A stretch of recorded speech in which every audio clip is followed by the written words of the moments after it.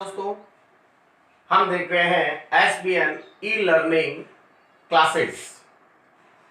सरस्वती बाल निकेतन उच्च माध्यमिक विद्यालय हरसोर की तरफ से आयोजित ऑनलाइन क्लासेस में आपका हार्दिक स्वागत है। आज हम जो मेरा पहला चैप्टर चल रहा है हमारा सॉलिड स्टेट ठोस अवस्था, उसका आज हम ये 5वां पार्ट पढ़ने जा रहे हैं। उस 5वें पार्ट में अगर अपन देखें तो वो है क्रिस्टलीय ठोसों में अपूर्णताएं। नाम से पता चल रहा है कि क्रिस्टलीय ठोस में अपूर्णताएं। अपूर्णताएं का मतलब क्या हो गया? अगर किसी क्रिस्टलीय ठोस में गलतियां हो, अपूर्णता का मतलब वो पूर्ण नहीं हो, तो उसको अपन क्या कहेंगे? अपूर्णताएं कहेंगे। तो किसी क्रिस्टलीय ठोस में क्या होता है, देखो मैं क्रिस्टलीय ठोस की बात करूं, मान लीजिए कि हमारे पास कोई एक क्रिस्टलीय ठोस है। मान लीजिए ये कोई एक क्रिस्टलीय ठोस है जिसमें ये सारे अवयव कण पाए जा रहे हैं। एक हमारे पास एक डिब्बा है, मैंने उसके अंदर अगर एक क्रिस्टलीय जालक में, डिब्बा ना बोल करके अगर मैं क्रिस्टलीय जालक बोलूं, एक क्रिस्टलीय जालक में सभी एकक कोशिकाएं नियमित रूप से पाई जाती हो तो उसे हम आदर्श क्रिस्टल जालक कहते हैं। तो हम उसे क्या कहेंगे? आदर्श क्रिस्टल जालक। मैं परिभाषा लिखूं या आप लिख लोगे? चलो मैं लिख लेता हूं। यदि एक क्रिस्टल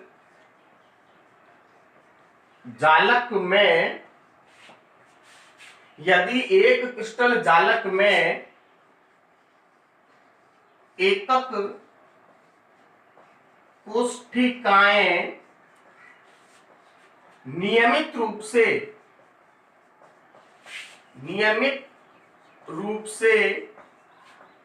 पाई जाती हो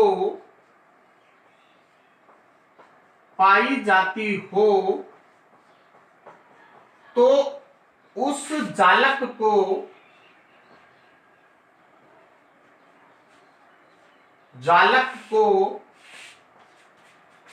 क्या बोलते हैं? आदर्श जालक कहते हैं। अब ये हो गया साहब आदर्श जालक। और जितने भी क्रिस्टलीय आदर्श जालक होते हैं वो 0 डिग्री केल्विन पर पाए जाते हैं। किसके ऊपर पाए जाते हैं? 0 डिग्री केल्विन पर वो पाए जाते हैं, जो कि थोड़ा असंभव है। अगर मैं उसे थोड़ा सा भी गर्म करूं, अगर थोड़ा वो अपने रूम टेम्परेचर पर भी अगर वो आ जाता है तो उस आदर्श व्यवस्था में अनियमितताएं पाई जाने लग जाती है। अर्थात कि यदि किसी क्रिस्टलीय जालक में अनियमितताएं पाई जाती हो तो उस ठोस को हम अपूर्ण ठोस कहते हैं। और यह लक्षण उनका क्या कहलाता है? क्रिस्टलीय ठोसों में अपूर्णताएं। ये क्या कहलाता है बेटा? क्रिस्टलीय ठोसों में अपूर्णताएं। अपूर्णताओं की परिभाषा लिख लीजिए। अवयव कणों की आदर्श व्यवस्था में, अगर मैं चाहूं तो लिख देता हूं, चलो। अवयव कणों की आदर्श व्यवस्था में अनियमितता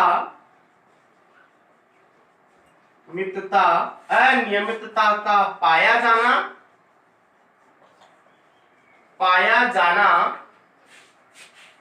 क्रिस्टलीय ठोसों में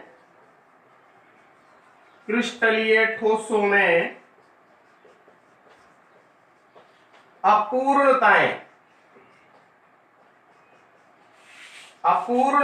कहलाती है।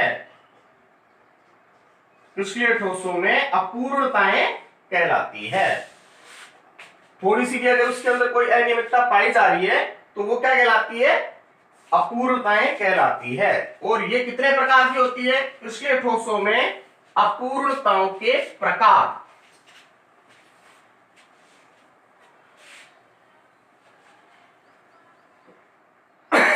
सॉरी, अपूर्णताओं, क्रिस्टलीय ठोसों में अपूर्णताओं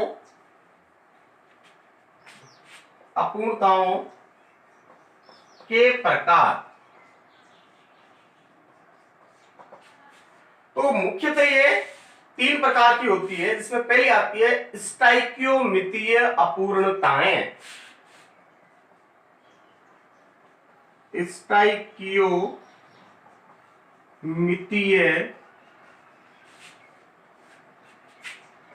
अपूर्णताएं। ये स्टाइकियोमितीय अपूर्णताएं क्या होती है बेटा? स्टाइकियोमितीय अपूर्णताओं का मतलब होता है, पहले तो स्टाइकियोमिति का मतलब क्या होता है? स्टाइकियोमिति का मतलब होता है जैसे कोई एक यौगिक है, क्रिस्टलीय जालक है, या कुछ भी चीज, कोई भी एक रासायनिक यौगिक है जिसमें धनायन और ऋणायन की संख्याएं सदैव समान होती है, वो स्टाइकियोमिति कहलाता है। जैसे कई जगह आपको ऐसे भी अपन बोलते हैं, जैसे अपन ने लिखा N2 plus thrice H2 twice NH3। मान लीजिए ये हेबर विधि से अपन ने क्या बनाया? अमोनिया बनाया। तो इसके आगे जो 1 मोल लगा हुआ है, ये जो 3 मोल लगा हुआ है, ये जो 2 मोल लगा हुआ है, ये कहलाती है स्टाइकियोमिति। क्या कहलाता है? ये स्टाइकियोमिति कहलाता है। तो ये इस दोष के अंतर्गत क्या होता है कि उनमें धनायनों की संख्या, ऋणायनों की संख्या का आपस में यदि अनुपात स्थिर रहता है, आपस में अनुपात बना रहता है, तो वो स्टाइकियोमितीय अपूर्णताएं कहलाती है। ये स्टाइकियोमितीय अपूर्णताएं कितने प्रकार की होती है? इसमें भी भाग है। ये होती है 2 प्रकार की। पहली होती है जिसको अपन कहते हैं रिक्तिका दोष। रिक्तिका दोष, इस पहले दोष को अपन बोलेंगे रिक्तिका दोष। और दूसरा होता है अंतराकाशी दोष। रिक्तिका दोष में क्या होता है? देखिए, मान लीजिए ये एक कोई क्रिस्टलीय जालक के अवयव है। अब मैं ऐसे बनाऊंगा, इनको ध्यान रखें थोड़ा सा।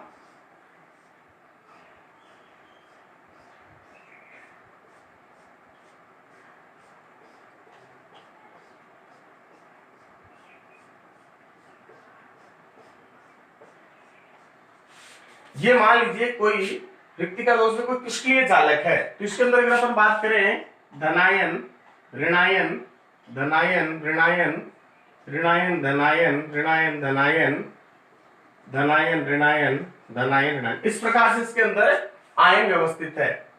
अब यदि अपन इसको, मैंने पहले कहा था कि 0 डिग्री पर आदर्श होता है, अपन इसको थोड़ा सा भी यदि अपन गर्म करेंगे तो रिक्तिका दोष के अंतर्गत कोई भी एक अवयव यहां से निकल करके बाहर आ जाता है। यहां पर क्या आ जाता है? बाहर आ जाता है। गलती के लिए क्षमा बेटा, धनायन ऋणायन नहीं होगा, सॉरी।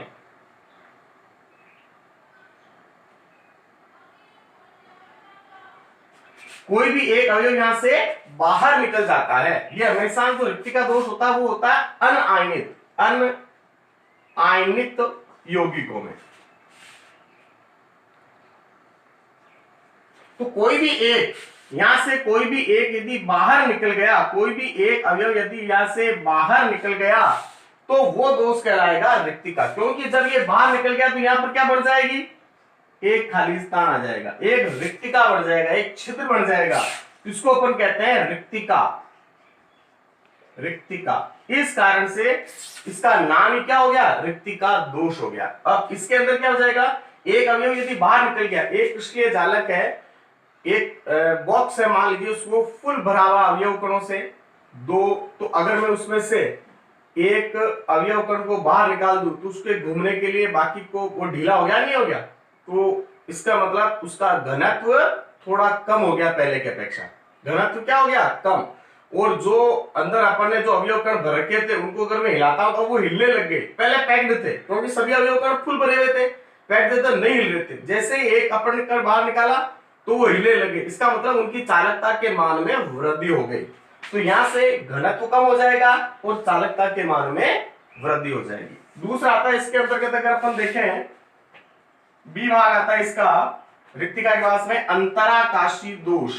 अंतराकाशी दोष, अंतराकाशी दोष में क्या होता है? सेम अवयव कण, सेम रिक्तिका पाई, सेम क्रिस्टलीय जालक के अंदर अवयव कण पाए जा रहे हैं, परंतु इसमें क्या होता है? नाम से पता चल रहा है अंतराकाशी।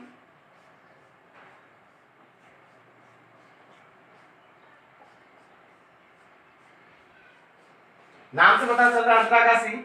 अंतराकाशी का मतलब क्या हो गया यहाँ पर कि कोई भी एक अवयव कण यानी का इसी क्रिस्टलीय जालक का एक अवयव कण यदि निकल करके इस अंतराकाशी स्थान पर आ जाता हो, जो अवयव कणों के मध्य रिक्त स्थान बचा हुआ है उनके अंदर आ जाता हो और यहाँ पर रिक्तिका बन जाती है, तो उसे अपन क्या कहते हैं, अंतराकाशी दोष। परंतु देखो यहां से क्रिस्टलीय जालक से बाहर नहीं निकला ना, जब वो क्रिस्टलीय जालक से बाहर नहीं निकला है तो इट मींस इसका घनत्व वही रहेगा, चालकता वही रहेगी, सॉरी चालकता वही रहेगी जो पहले थी, ना घटेगी ना बढ़ेगी।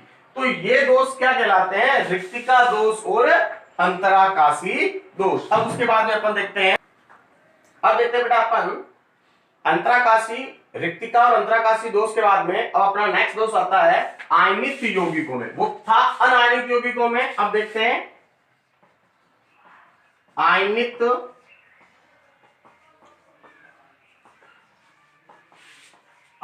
यौगिकों में दोष। आयनित यौगिकों में या आयनित या क्रिस्टलीय यौगिक भी लिख सकते हैं अपन, यौगिकों में दोष। तो ये कितने प्रकार के होते हैं मैं इनको सारणीबद्ध करके समझाने का प्रयास करता हूं ताकि अपने टाइम की थोड़ी कंज्यूम कम हो। तो अपन देखें इसमें ये दो प्रकार के होते हैं। पहला आता है शॉटकी दोष, शॉटकी दोष, और दूसरा आता है फ्रैंकल दोष।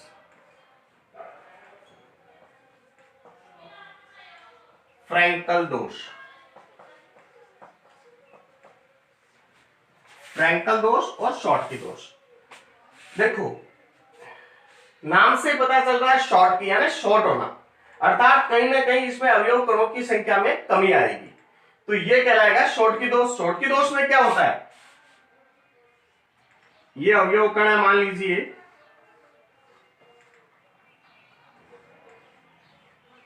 ये अवयव कण, ये फ्रैंकल दोष की अगर अपन साथ साथ बात चले हैं, ये शॉटकी दोष में क्या होता है पहले इसको देख लेते हैं। शॉटकी दोष में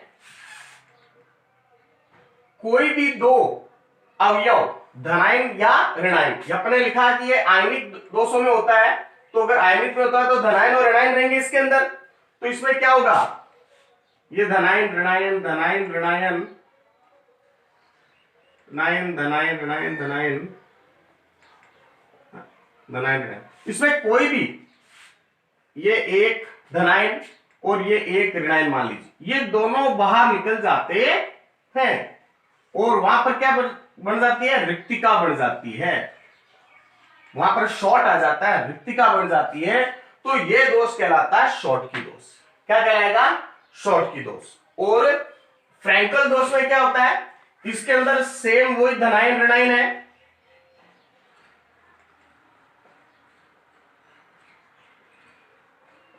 इसके अंदर कोई भी दो, एक धनायन आ गया और एक ऋणायन आ गया, ये दोनों, या इसमें तो भले आप एक को ही निकाल सकते हो, ये दोनों अंतराकाशी स्थानों पर चले जाते हैं। ये अंतराकाशी स्थान, अंतराकाशी स्थान, तो यहां पर आ जाते हैं, तो ये दोष कहलाता है फ्रैंकल दोष। अब देखिए शॉटकी दोष जो है वो हमारे वहां आयनिक, जो अनायनिक था उसके अंदर किसके बराबर हो गया, शॉटकी रिक्तिका दोष के बराबर हो गया, नहीं हो गया, तो शॉटकी दोष को अपन रिक्तिका दोष से भी तुलना कर सकते हैं और फ्रैंकल दोष को अंतराकाशी दोष से भी अपन तुलना कर सकते हैं। अब इनके अंदर क्या हुआ, इसकी खोज किसने करी थी, इसकी खोज की थी फ्रैंकल, फ्रैंकल वैज्ञानिक ने, फ्रैंकल वैज्ञानिक ने की थी, इसलिए इसका नाम अपन रखते हैं गलती के लिए क्षमा बेटा, माफी चाहता हूं, ये शॉटकी ने की थी, शॉटकी द्वारा की गई और ये फ्रैंकल द्वारा। पहली चीज, दूसरा क्या जाएगा कि इनके अंदर धनायन और ऋणायन दोनों ही बाहर निकल जाते हैं, इसलिए इसका घनत्व कम होगा, इसमें क्या हो जाएगा, दोनों ही अंदर ये घनत्व स्थिर होगा, घनत्व स्थिर।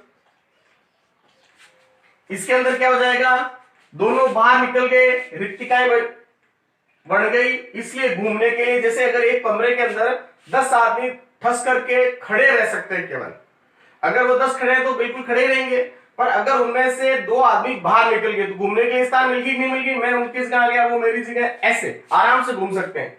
तो इसके मतलब इसका क्या हो गया, चालकता के मान में, चालकता के मान में वृद्धि। इसमें क्या हो जाएगा, चालकता स्थिर, चालकता स्थिर रहेगी। और इसका परावैद्युतांक, परावैद्युतांक का मतलब क्या हो गया, धनायन और ऋणायन की संख्या में, टोटल क्रिस्टलीय जालक में टोटल धनायन कितने, टोटल ऋणायन कितने, वो परावैद्युतांक। तो उसमें परावैद्युतांक के मान में 2 कम हो गए तो परावैद्युतांक घटेगा, और इसमें परावैद्युतांक स्थिर रहेगा।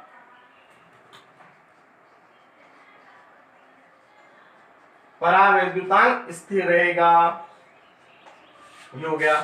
अब कुछ एग्जांपल देख लीजिए, NaCl, KCl, और इसके अंदर अगर अपन बात करें तो इसके लिए AgBr आ जाएगा, ZnS आ जाएगा, AgBr, ZnS या लेंगे। अब यहां से देखो एक NOTE नॉट वाली स्ट्रक्चर आती है, NOTE नॉट डाल करके अपन चाहे तो इसमें जो AgBr है, AgBr जो है यह फ्रैंकल व शॉटकी दोनों प्रकार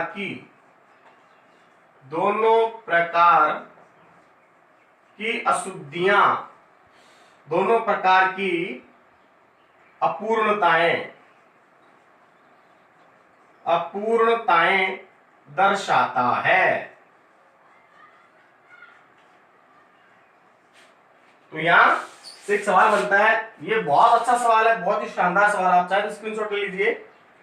ओके, अगर इसमें बहुत बढ़िया चीज है, ये पूरा का पूरा कई बार एग्जाम में पूछा गया है ये सवाल, और बहुत एग्जाम की दृष्टि से काफी महत्वपूर्ण है।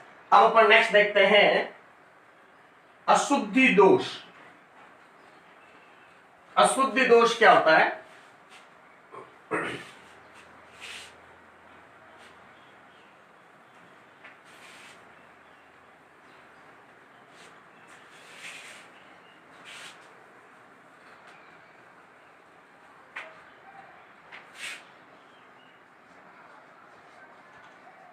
अशुद्धि दोष। अशुद्धि दोष का मतलब क्या हो गया, अशुद्धि दोष का यह मतलब हो गया कि यदि हम किसी क्रिस्टलीय जालक में किसी अन्य पदार्थ की अशुद्धि मिलाकर उसकी चालकता में वृद्धि की जाती है या उसकी चालकता में वृद्धि हो जाती है तो वह अशुद्धि दोष कहलाता है। तो वह क्या कहलाएगा, अशुद्धि दोष। एक बार देखिए, किसी क्रिस्टलीय जालक में अन्य पदार्थ की अशुद्धि मिलाकर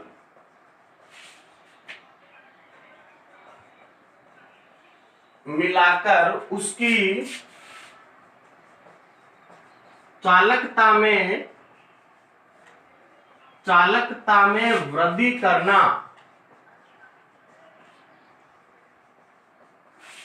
अशुद्धि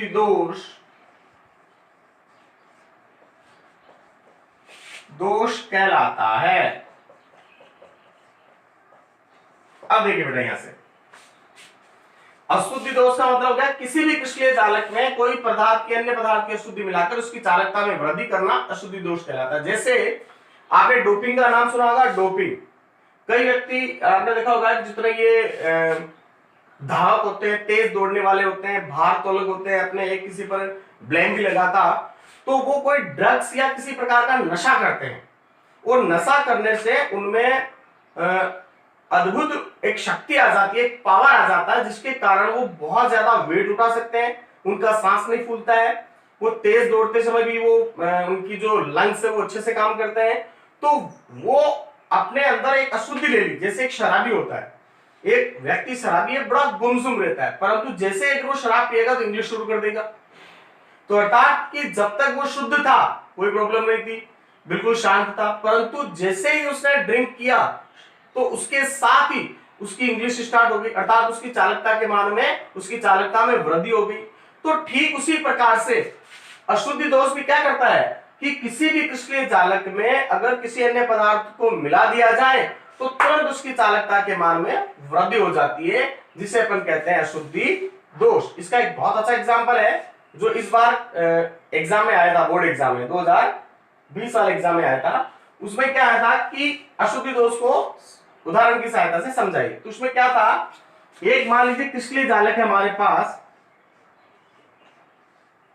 एक क्रिस्टलीय जालक है, मान लीजिए NaCl का क्रिस्टलीय जालक है।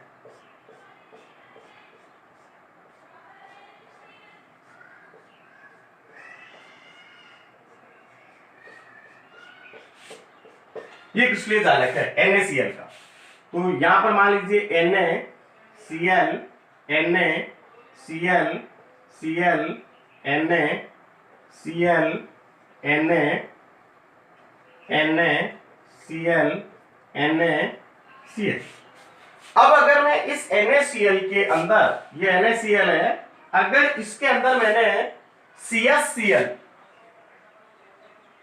CsCl2 सीजियम क्लोराइड को अगर मैंने इसके अंदर मिला दिया तो यहां से पता चल रहा है कि सीजियम की, सॉरी गलती के लिए क्षमा, सीजियम क्लोराइड में मिला सकते हैं, पर इसके लिए सबसे बेस्ट एग्जाम्पल होता है स्ट्रांशियम क्लोराइड।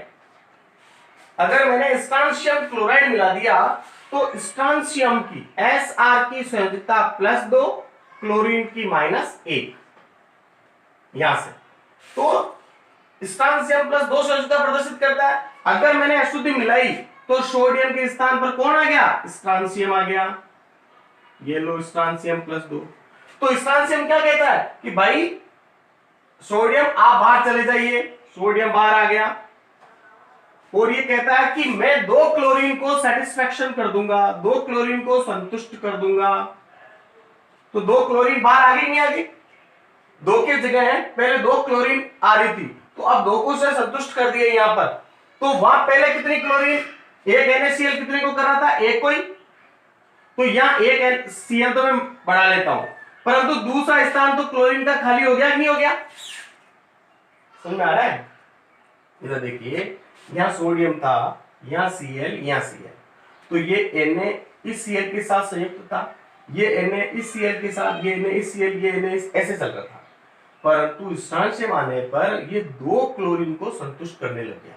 तो एक तो सोडियम भी कर रहा था, तो एक तो सोडियम को चाहिए थी, परंतु स्ट्रांशियम को एक नहीं चाहिए, वो 2 के साथ संयुक्त कर रहा है नहीं कर रहा है। तो यहां पर एक उसने क्या किया, ये Cl और ये Cl, तो दोनों तरफ उसके पास Cl मान लीजिए, तो अब वो क्या करेगा, स्ट्रांशियम क्या करेगा, इस क्लोरीन को भी संतुष्ट कर दिया, इस क्लोरीन को भी संतुष्ट कर दिया।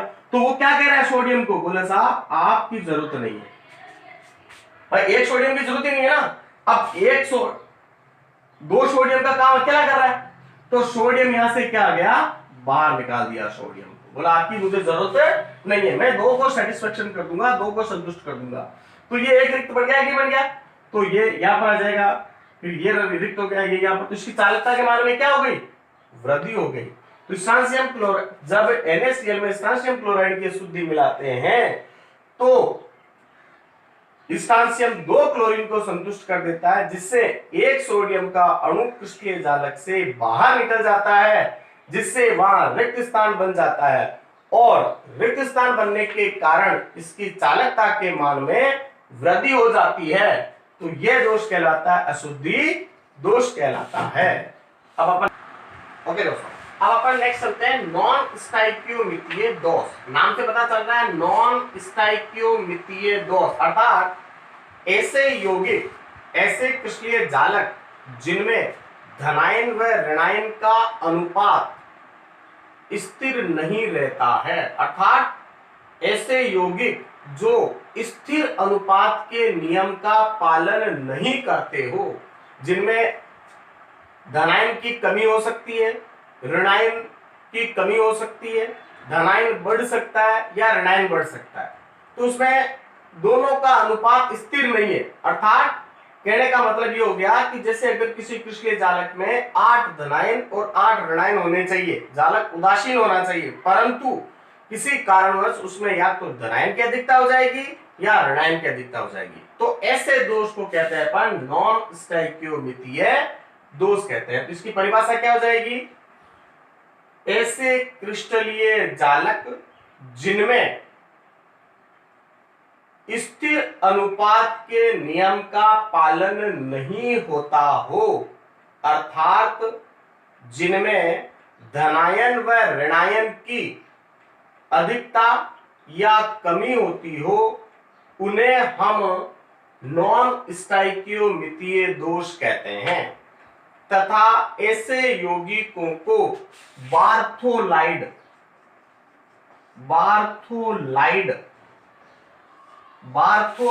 यौगिक भी कहते हैं। तो ये हो गया हमारा नॉन स्टोइकियोमितीय दोष। अब अगर मैं बात करूं ये नॉन स्टोइकियोमितीय दोष कितने प्रकार का होता है, तो ये भी 2 प्रकार का होता है। कैसे? नंबर 1, धनायन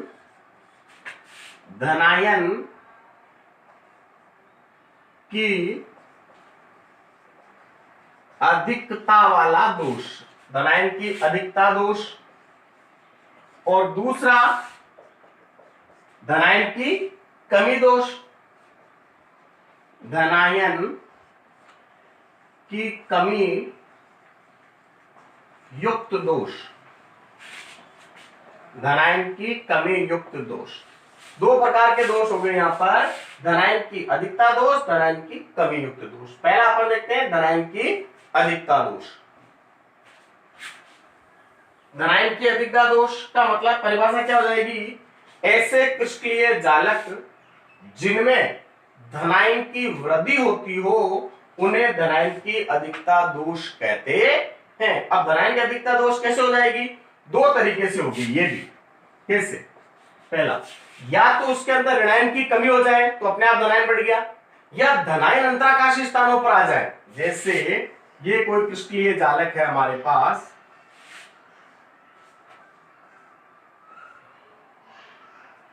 तो ये धनायन ऋणायन धनायन ऋणायन,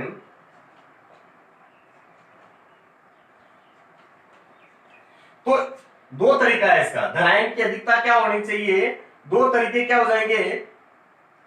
पहला तरीका क्या हो जाएगा? एक ऋणायन यदि यहां से बाहर निकल गए तो धनायन की संख्या ये कितने 12 है, तो 6 धनायन है मान लीजिए और 6 ही ऋणायन है। अगर यहां से एक ऋणायन बाहर निकल गया तो धनायन बढ़ गया कि नहीं बढ़ गया? तो पहला तरीका तो ये है, अपन क्या करेंगे?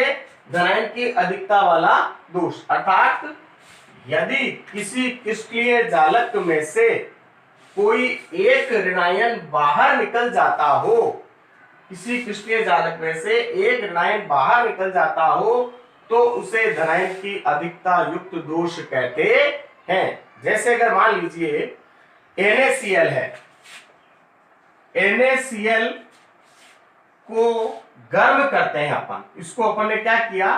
गर्म किया। किसकी? NaCl को गर्म किसके साथ किया?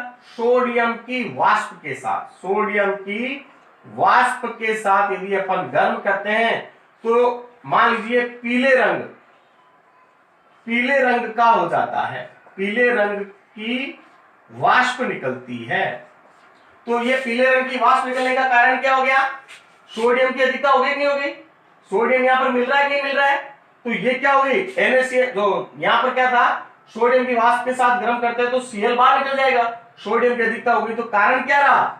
कारण सोडियम का अधिक होना। इसी प्रकार एक एग्जांपल और देख लीजिए, लिथियम क्लोराइड LiCl को यदि मैं गर्म करूं लिथियम की वाष्प के साथ यदि मैं गर्म करूं तो ये बैंगनी रंग की ज्वाला, सॉरी बैंगनी रंग की वाष्प आ जाएगी, तो कारण क्या रहा? लिथियम की अधिकता, लिथियम की अधिकता। तो इस प्रकार से अपन बात करें धनायन की अधिकता युक्त दोष। अगला आता है दूसरा, पहला कारण हो गया धनायन की अधिकता, और दूसरा आ जाएगा इसी के अंदर अगर मैं लिखूं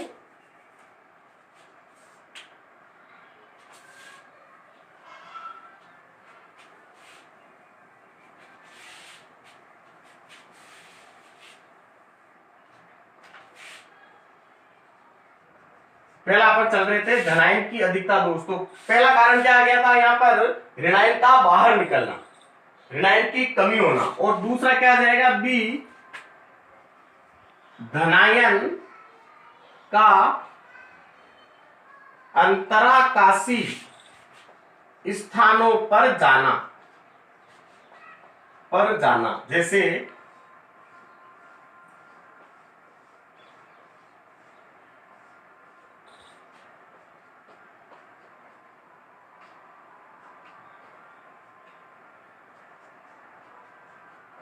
जैसे कोई भी धनायन यदि इसके अंतराकाशी स्थान पर आ जाता है तो इसके अंदर क्या आ गई?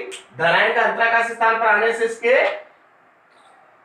धनायन की संख्या में वृद्धि हो गई, तो ये क्या कहलाएगा? धनायन की अधिकता दोष। तो इस प्रकार से ये धनायन की अधिकता को दो भागों में बांटा गया था। पहला था ऋणायन की कमी वाला, और यहाँ था धनायन का अंतराकाशी स्थान पर जाना या धनायन की वृद्धि वाला। दूसरा इसका आता है धनायन की कमी युक्त दोष। दूसरा क्या आएगा इसका बेटा? धनायन की कमी युक्त दोष, धनायन की कमी युक्त दोष। तो धनायन की कमी युक्त दोष फिर उसी दो भागों में। पहला, धनायन की कमी अपन कैसे करवा सकते हैं? पहला तो आ गया कि यदि धनायन ही बाहर निकल जाए, क्रिस्टलीय जालक में से धनायन बाहर निकल जाए तो अपने आप कमी आ गई नहीं आएगी? ऋणायन बढ़ गया नहीं बढ़ गया? तो पहला तरीका तो आ गया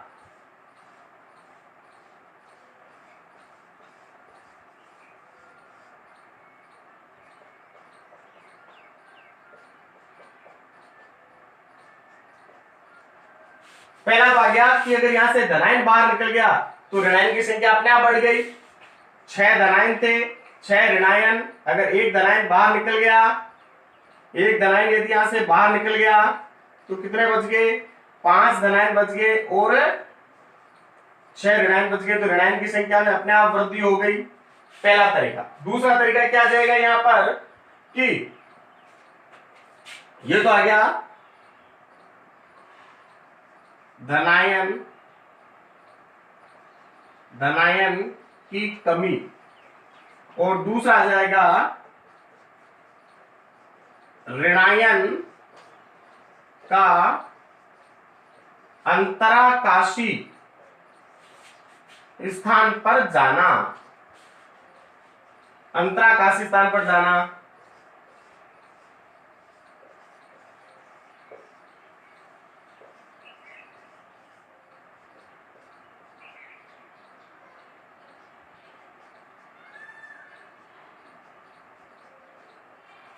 देखो दूसरा क्या आ जाएगा?